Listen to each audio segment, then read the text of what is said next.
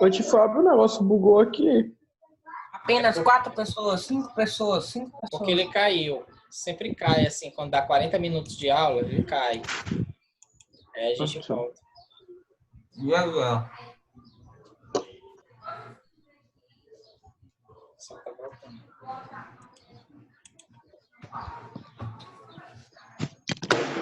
Meu Deus. Tu vai quebrar o terceiro celular? É, já dá seu quarto. Só essa semana. O que eu perdi? Tu perdeu a fala, na verdade. E o que foi que ele falou? Foi interrompido. Falta de Tá, educação. sou eu. Tá, peraí. É que eu tava falando que o Brasil não era muito unido, porque uns queriam uma coisa e outros queriam outra. Um queriam ter o país independente e outros estavam querendo só arrumar um momento. Essa é uma questão interessante, Pedro, que tu levantaste agora. Cabe aqui até a discussão. Existia sentimento de Brasil na época? Sentimento de Brasil? Acho que não, tio. Brasil não, mas formar um país sim. O povo tava nem aí, só queria explorar e pegar ouro e mandar. Gente, não tinha esse Mercenários. sentimento. Não tinha esse sentimento nacionalista. Esse sentimento nacionalista ele só nasce no século XIX. Eles eram mercenários. Na verdade, eles já estavam naquela terra, eles queriam, pelo menos os movimentos emancipacionistas, os separatistas, anticoloniais, logicamente, eles queriam a emancipação daquela localidade. Alguns queriam até a fundação de uma república local. Mas isso não tem a ver, por exemplo, com o sentimento nacional, algo que gerasse essa ligação de um povo com aquele espaço geográfico todo. Até porque boa parte dessas colônias elas nem tinham contatos assim tão grandes. Diga.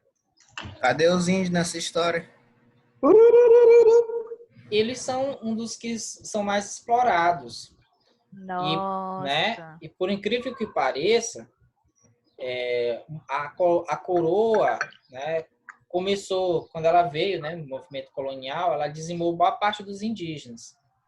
Mas aí, com a entrada dos jesuítas na cena, os jesuítas tentou proteger os indígenas da escravidão. Só que boa parte dos colonos queriam escravizar os indígenas, porque era mais barato a mão de obra indígena do que trazer mão de obra escrava. Mão de obra de sujeitos escravizados, na verdade.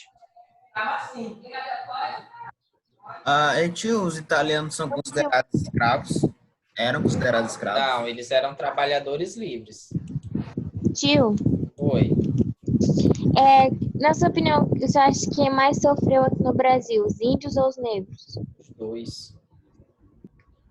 Os dois, Lua, porque um foi tirado da sua terra, trazido em navios que você já sabe a situação, uma terra distante, em que eles perdiam totalmente o contato e a identidade com eles mesmos.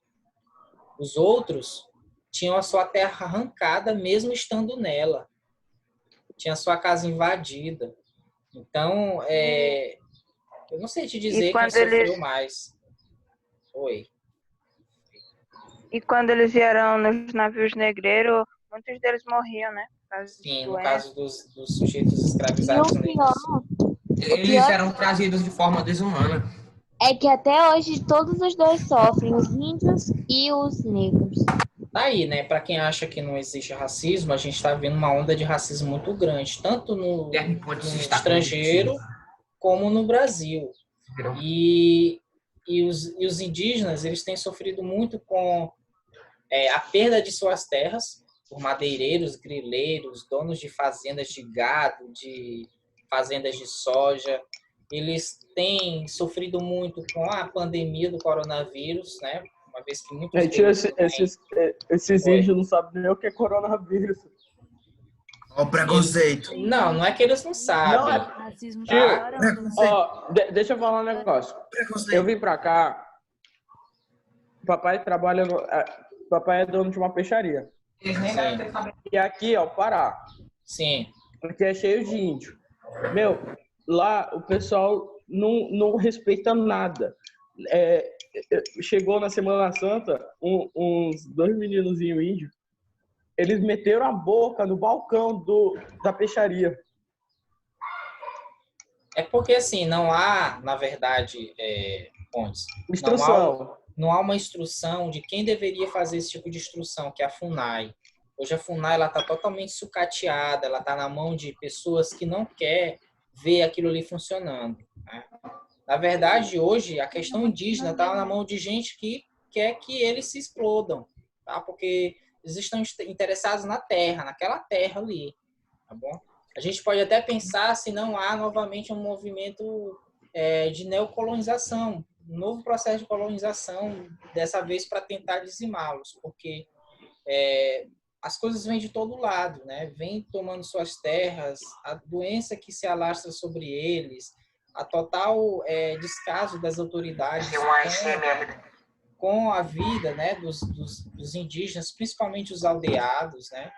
Então é uma situação muito complicada, sinceramente, é muito complicada. Mas voltando A FUNAI aqui... é muito corrupta. E hoje ela está não só sucateada, mas ela está aparelhada, né? Tem pessoas que estão nela que não estão Aparelhada? ali. Aparelhada é o seguinte, é quando vamos dizer assim, uma instituição, ela tem pessoas que estão lá, mas não estão lá para fazer o bem para quem deveria, e sim para ter outro tipo de interesse, tá? Isso é aparelhamento, geralmente aparelhamento político, econômico, tá bom?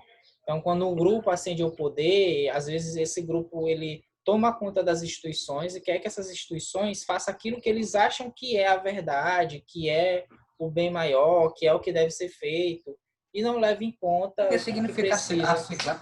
É a mesma coisa que colocar uma pessoa O que significa a sigla FUNAI? FUNAI, eu acho que é Fundação de Amparo ao Indígena, alguma coisa do tipo. Tio, Alguma coisa assim. é a mesma coisa que botar uma pessoa xenofóbica como ministro do turismo. É um exemplo. Ou então você colocar alguém que por exemplo, alguém que é racista num movimento de acolhida de negros, ou um movimento antirracista. É algo que contradiz, sabe?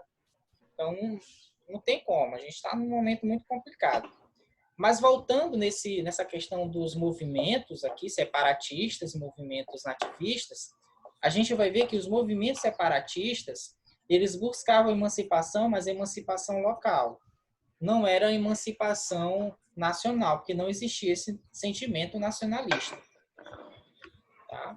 Deixa eu passar aqui. Então, a gente vai ter, por exemplo, quais os movimentos nativistas que a gente vai ter? A gente vai ter um primeiro, lá em 1641, chamado Aclamação de Amador Bueno. Isso aconteceu em Vila Rica, lá em São Paulo.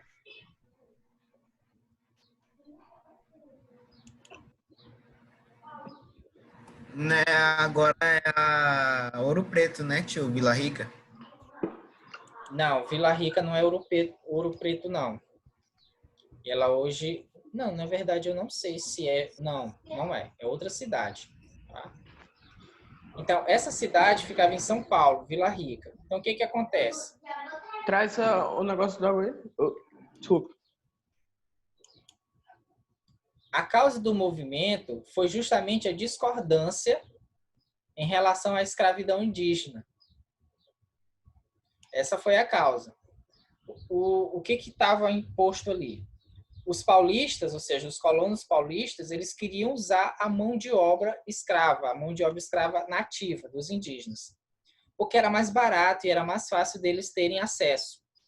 Já a metrópole não queria, ela queria a escravidão africana, porque ela trazia os africanos, e aí os colonos compravam. Então, o dinheiro ficava com a metrópole. Consegue entender? Então, é tipo assim, os paulistas, eles queriam a... Tio. Só um instante, Gabriel. Deixa a Arielle terminar o raciocínio dela e você fala. Você Pode ser? Tá bom. Eu só falar Ela tá com o mesmo problema que o meu, o áudio tá baixo. Eu só ia Diga, falar que Ariel. o Santos não.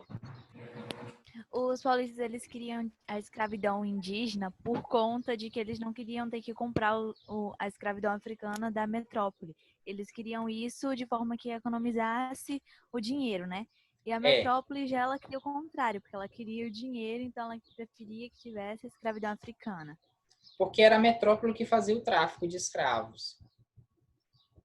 Então, ela trazia e os colonos compravam. Então, se os colonos deixassem de comprar, a metrópole perderia dinheiro. Então, ficou nisso. A metrópole era contra e, ao mesmo tempo, os jesuítas também eram contra a escravidão indígena. Certo? A metrópole, ou a coroa portuguesa, não era contra porque gostava dos indígenas. Era só porque, naquele momento, a escravidão negra dava mais lucro. Percebe? Gabriel, você ia falar alguma coisa? É que do Santos disse que não ia poder participar, tio. Tudo bem. Olha só. E aí, o que acontece? Um choque, né? Houve um choque entre eles. Justamente, né, por conta dessa desavença aí, tá bom? Entre querer e não querer a escravidão indígena. Aí, só que como resultado disso, a gente vai ter a recusa do famoso Amador Bueno, que é esse sujeito bem aqui. Nessa imagem, Amador Bueno, ele foi retratado por Oscar Pereira da Silva, e aqui ele vai representar justamente a recusa de Amado Bueno em ser declarado rei. Os paulistas queriam declarar ele rei da colônia, da província paulista, porque ele era um grande, vamos dizer assim, ele tinha muitas posses, era rico, né? Então eles queriam declarar ele rei dali. Tá bom? Aí o que acontece? Ele não aceitou. Ele acabou recusando. E aí ele passou a ficar do lado dos jesuítas e jurou fidelidade a Portugal. E aí o movimento quebrou. Porque a pessoa que estava sendo cogitada para ser rei não conseguiu, não quis a tarefa. O movimento encerrou ali. Essa foi uma das primeiras. Tá? Assim quebra a empresa. Quebra a empresa, né? O segundo foi a conjuração Nosso Pai, ou revolta contra Mendonça Furtado. Isso aconteceu em Pernambuco em 1666. Nosso pai deu certo. Olha o que acontece. A causa ela foi motivada pela insatisfação dos senhores de engenho de Olinda com a administração de Mendonça Furtado. Mendonça Furtado era um governador vindo de Portugal para administrar a região. Só que eles estavam descontentes com a sua administração. Então, eles vão simular um ritual católico, que era chamado Nosso Pai, e durante a procissão, eles conseguiram prender o administrador, no caso, Mendonça Furtado. Os ânimos ali só foram se acalmar quando um outro governador, Vidal Negreiro, veio para pacificar a região. Provavelmente a questão ali era os altos impostos, né, que os senhores de engenho tinham que pagar para o governador.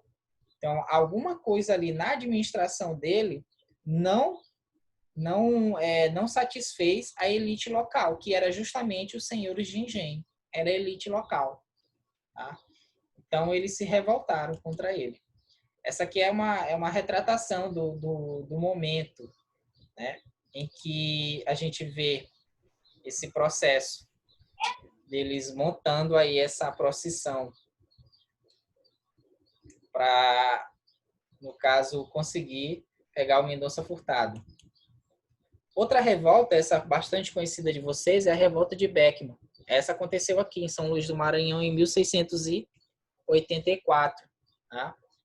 Essa revolta, esse aqui é o mapa do Maranhão aqui da época, tá? Eu nunca ouvi falar disso que da revolta de Beckman. Foi essa revolta, vou passar aqui para vocês. Ela foi uma revolta que ocorreu num contexto em que o Maranhão ele ele na verdade era uma junção, era um estado do Maranhão e Grão-Pará. Né? Esse estado Maranhão e Grão-Pará, né? Grão-Mará. Pelo menos a parte do Maranhão, Gramado. ele vivia sobre uma crise econômica, porque a economia local era muito baseada na agricultura, fazer tabaco, algodão e açúcar, e no extrativismo. Porém, essa agricultura, essa economia, ela é muito fraca, não desenvolvia. Então, o que vai acontecer? A Portugal vai mandar para cá a Companhia de Comércio do Maranhão, e ela passa a administrar o comércio do Maranhão. Só que o que acontece? Essa companhia, ela começa a, vamos dizer assim, a gerar insatisfações com os comerciantes e proprietários da época, da região. Esses comerciantes e proprietários já estavam insatisfeitos com a própria administração colonial, porque mandou uma companhia de comércio para administrar a economia daqui. Um outro problema é o seguinte: essa companhia, ela comprava produtos dos colonos, mas comprava por um preço muito baixo.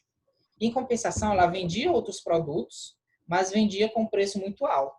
E pior, os produtos eram de baixa qualidade. Então, obrigados a comprar e vender para essa companhia, os homens bons, que eram chamados assim, a elite local da época, começa a ficar insatisfeito com a administração da colônia. Além disso, eles vão ficar descontentes com a proibição da escravidão indígena, sendo que faltava mão de obra escravizada, mão de obra negra escravizada, porque era muito caro trazer. Então, eles ficavam numa situação muito ruim.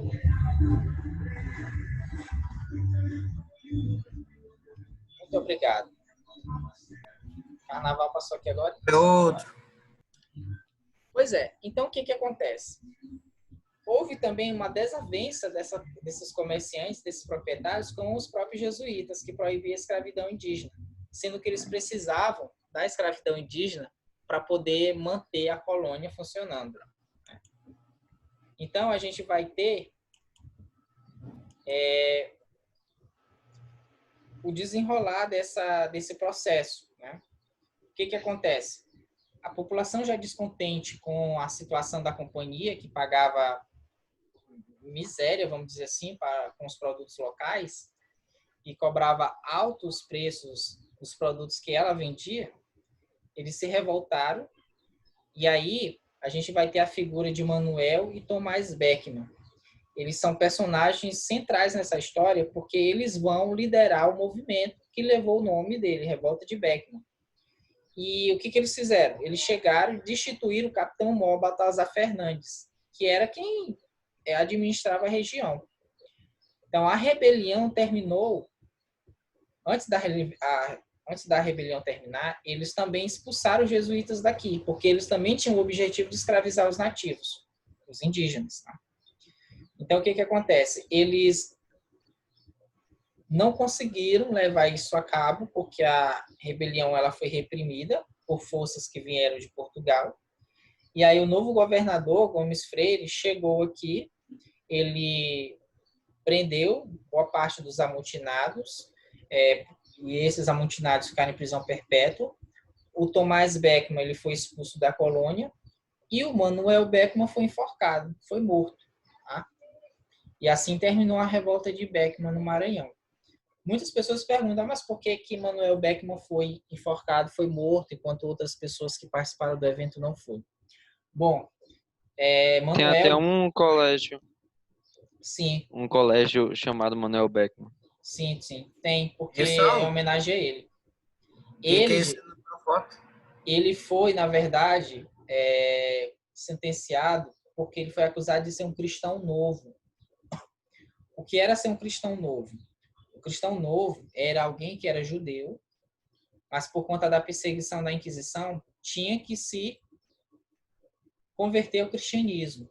mas muitos deles continuavam sendo cristãos ou judeus, continuavam com suas práticas judaicas, né?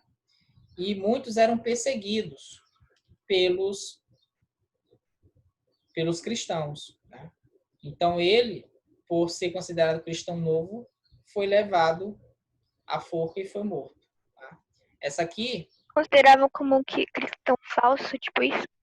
é como se fosse um mal convertido. É alguém que se converteu para se livrar da Inquisição. Porque foi um período, esse era um período também que, pelo menos na Europa, os judeus estavam sendo perseguidos e eles acabaram, muitos fugindo para regiões coloniais ou para a Holanda, onde eles não fossem perseguidos.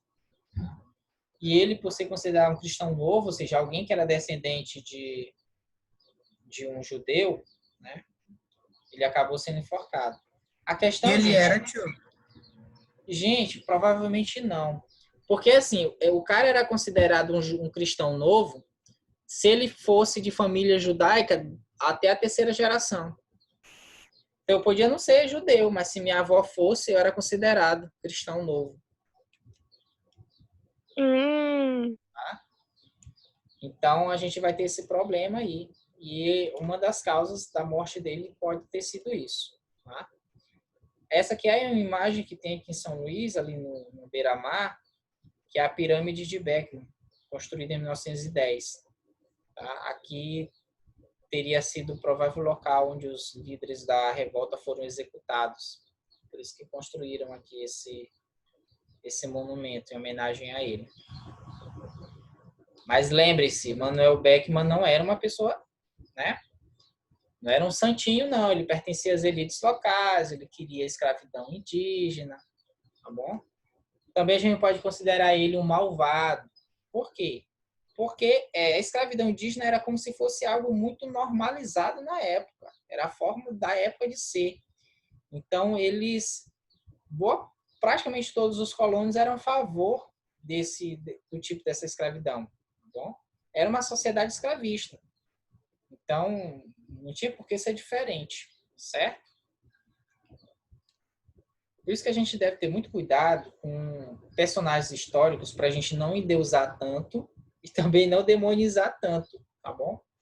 Porque, no fundo, eles são pessoas como nós. Eles vivem na época deles com os conflitos e complexidades e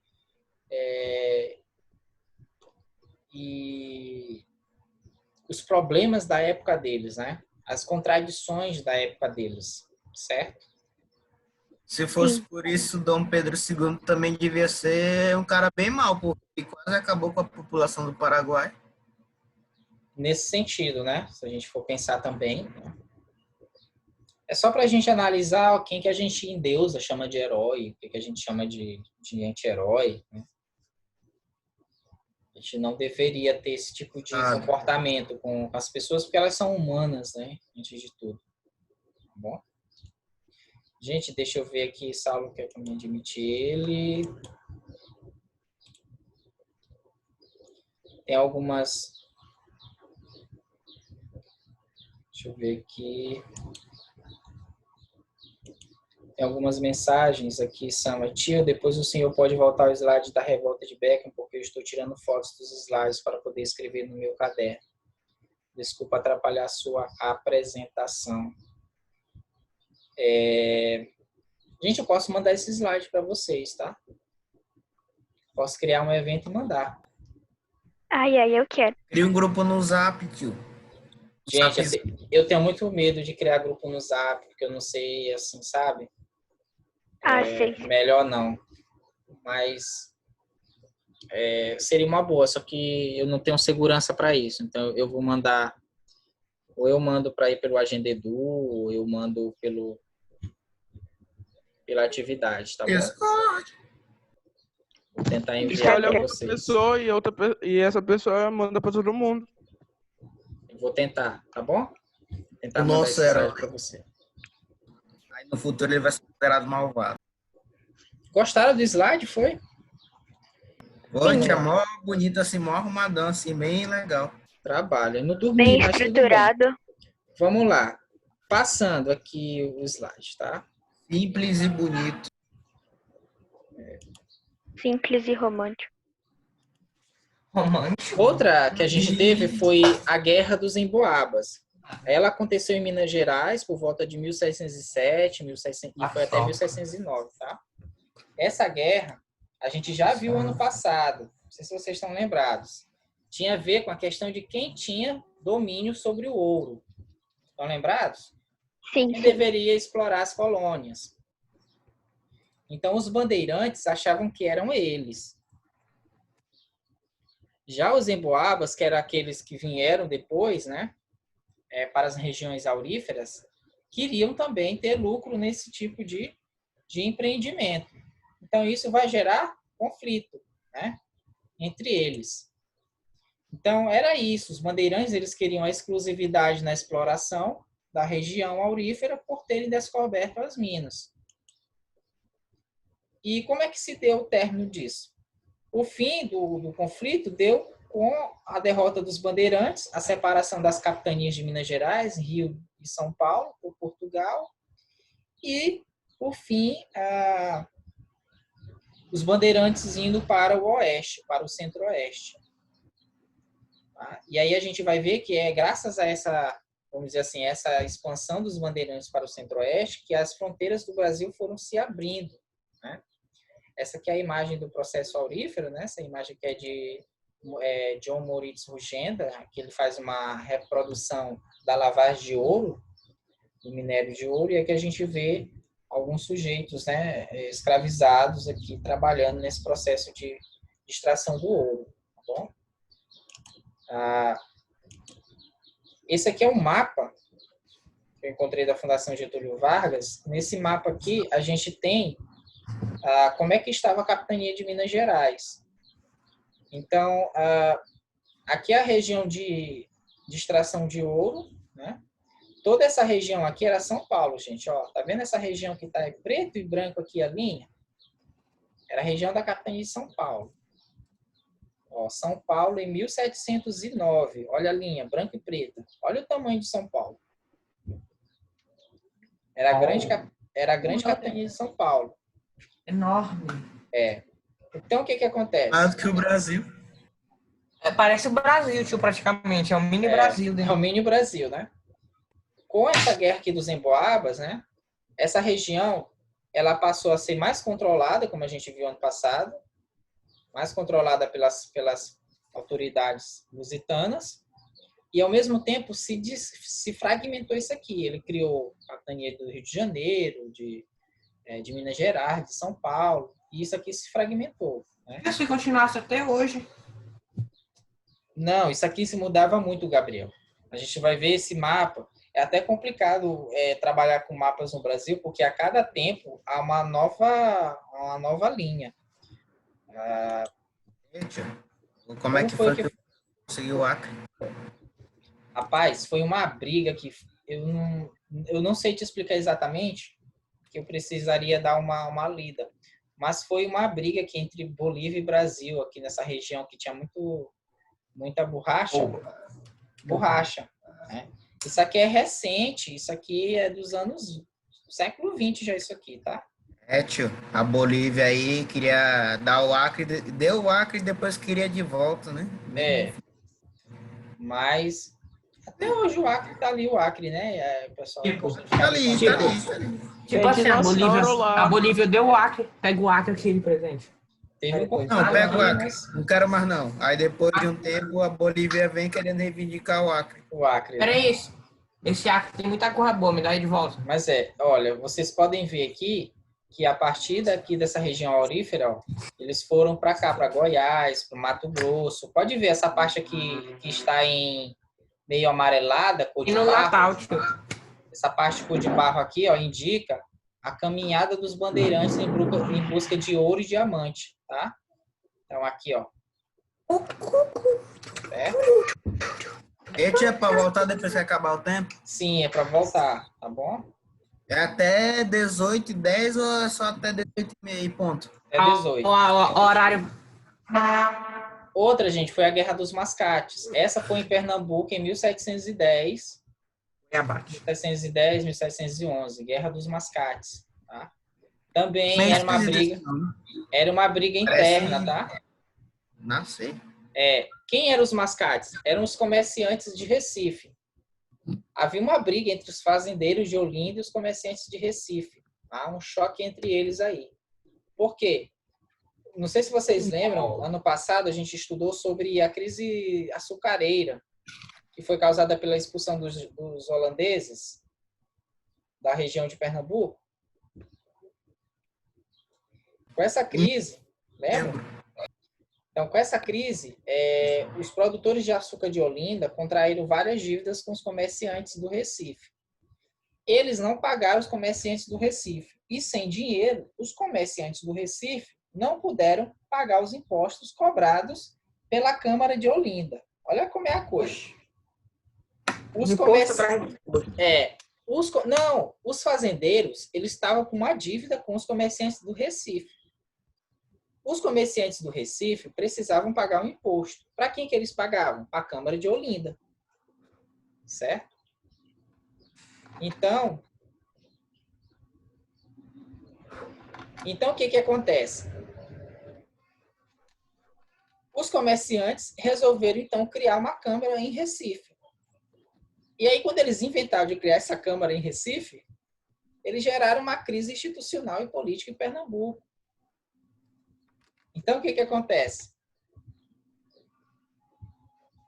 Um conflito daqueles. Então, por exemplo, a guerra ela teve início em 1710, com a vitória dos holandeses que conseguiram invadir e controlar a nova cidade pernambucana.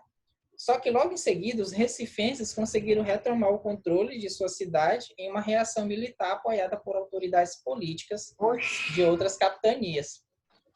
Aí o prolongamento da guerra só foi interrompido no momento em que a coroa portuguesa indicou Félix José de Mendonça para ser governador. E aí ele apaziguou a questão lá toda. Primeiro ele mandou prender os fazendeiros de Olinda, porque eles que deviam, logicamente. E aí ele achou uma saída que eu achei engraçado. Ele para resolver a pendência lá entre Recife e Olinda, a cada 6 meses a administração mudava de local. Então, nos primeiros 6 meses ficava em Recife, nos outros 6 meses ia para Olinda, e depois voltava para Recife de novo. Ou seja, isso para acalmar a situação ali entre as duas cidades que queriam ser vamos dizer assim, o centro da província. Então, é uma coisa inusitada. Esse aqui é o mascate e os escravos, né? Pode ver que essas guerras aqui, elas não têm como objetivo o fim da escravidão, tá certo?